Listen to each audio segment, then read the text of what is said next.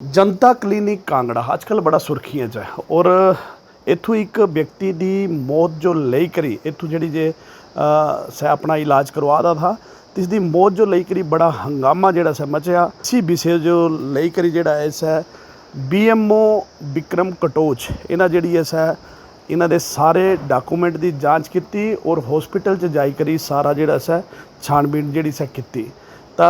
एक ऐसा मामला होया जिस विच एक व्यक्ति जोड़ा है सो इत्थों इलाज करवादा था और तिसदे इलाज के बाद चलो घरे गया तो तिस प्रॉब्लम हुई और इत्थों आए तो इन्हें पैसे वापस करीते और बोले जी आह नहीं कर सकते तो चली आ और तिसदे सै जोड़ा सै कोलैप्स होई गया।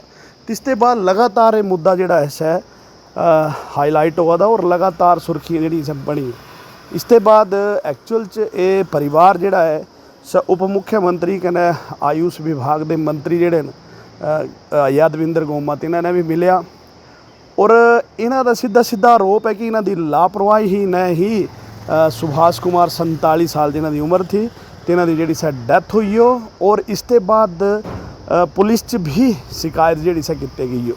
तो जोड़े विक्रम कटोच हैं इन्हें बोले जी पूरा हाँ जोड़ा सा इन्हों की सारे डाकूमेंट और सारा रिकॉर्ड वगैरह जोड़ा सा चैक किया। कुछ एलोपैथी दवाई भी इत्थों जी सै एलोपैथी दवाई भी इत्थों जी सै आह जो दिखने मिलियाँ सै क्यों यूज़ करे कि यूज़ करे ये सै भी सारी जाँच का विषय है।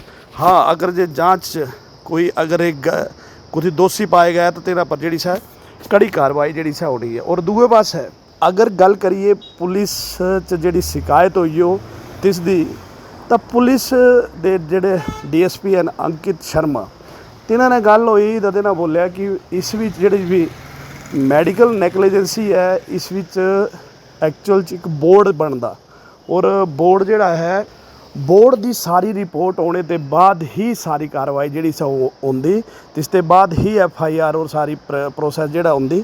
और हाँ इन्हां दी शिकायत जी आई हो और तिस पर जिहड़ा सा हाँ काम करा दे कन्ने ही अंकित शर्मा होरां दा भी बोलना है DSP अंकित शर्मा होरां दा कि इस विच जिहड़ा है जिहड़ी इन्हां दी शिकायत आई हो तिस पर जिहड़ी ऐसा इन्हां दा जिहड़ा व्यक्ति कोलैप्स होया ते इसदी जिहड़ा तिन्हां दा जिहड़ा ऐसा पोस्टमार्टम करवाने ते बाद इदी पोस्टमार्टम दी रिपोर्ट और बिसरा रिपोर्ट जिहड़ी होना सब पेंडिंग है और सभी यहाँ इसकी भी पूरी छानबीन करने के बाद इसे फाइनल करना है। और अगर जो कोई ऐसी नेगलीजेंसी हुई तो 100% इन्हां पर जी कार्रवाई होनी है। इत्थों एक बड़ा बड़ा सवाल जोड़ा सा उठा था ये जोड़ा हॉस्पिटल है ये बोलते कि जी हाँ कसार सूत्र आयुर्वेदिक कसार सूत्र विधि ने जोड़ा सा इलाज कर दे। इत्थों एक गल दिखने मिला दी कि 80,000 रुपया जोड़ा सा एक पेशेंट ते लिया जाता जबकि कसार सूत्र च हॉस्पिटल जोड़ा है मैक्सीमम 20-22 रुपया जोड़ा सा लेंदे सा भी थ्रैड की कसार सूत्र थ्रैड ने जोड़ा सा किते जाता। लेकिन इत्थों ये भी जांच का सवाल है कि 80,000 रुपया एक पेशेंट का जोड़ा सा किएं लै दे। और दूई गल क्या है कि एक और इत्थों ये भी जोड़े जिन्हें गल है कि ठंडा तत्ती गर्म मशीन दस्या भी क्या मशीन है सारे जांच के विषय ने।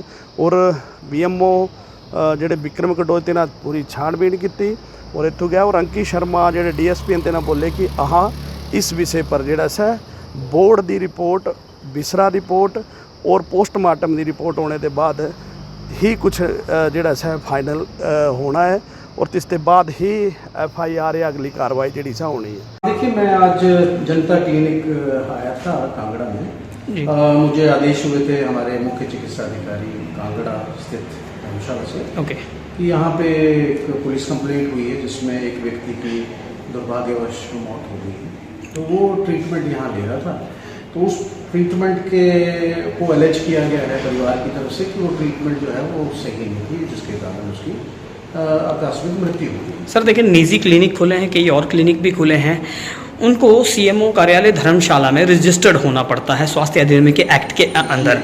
तो क्या ये हॉस्पिटल वहाँ पे था? नहीं देखिए ऐसा होता है ये मुझे देखना पड़ेगा क्योंकि दो किस्म की पद्धतियाँ या कई किस्म की पद्धतियाँ हैं हमारे हेल्थ में। ओके मेनली जो आज बात हो रही है वो एलोपैथी की हो रही है, मॉडर्न मेडिसिन, या फिर आयुर्वेद आयुष की बात हो रही है। ओके तो ये क्लिनिक टेक्निकली तो मुझे जो दिखता है कि आयुष का है, ओके बट हमने भी जो दवाइयाँ देखी और इनका जो रिकॉर्ड देखा तो उसमें ये भी दिख रहा है कि हमारी मॉडर्न मेडिसिन भी इस्तेमाल, एलोपैथिक्स भी। एलोपैथी मेडिसिन होती है। अब कितना कौन किसको इस्तेमाल कर सकता है, नहीं कर सकता है, वो आगे की बात है, क्योंकि इंक्वायरी होगी, रिकॉर्ड देखे जाएंगे। Okay.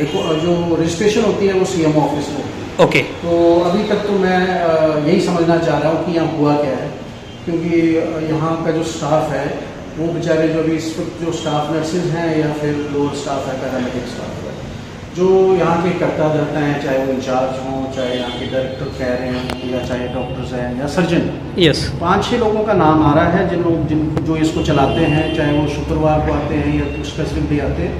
प्रदेश में विभिन्न जगह पे करते हैं और साथ में पंजाब में भी कर रहे हैं। तो उस लेवल पे वो कौन किसने क्या किया वो सब मैंने रिकॉर्ड में रख लिया है, क्योंकि वो इंक्वायरी का विषय है, मैं सारी डिस्कस नहीं कर पाऊँगा।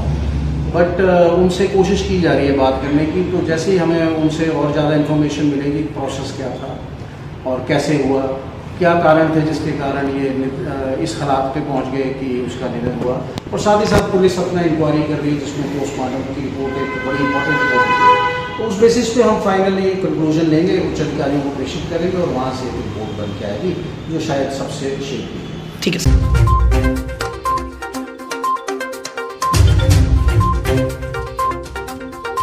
बढ़ क्या बड़े खास ओ भाई जी अपने खास। This news is sponsored by Lalchand and sons jewellers, विश्वास का दूसरा नाम, कृष्णा मार्केट, उत्तराला रोड, पपरोला, कांगड़ा, हिमाचल प्रदेश।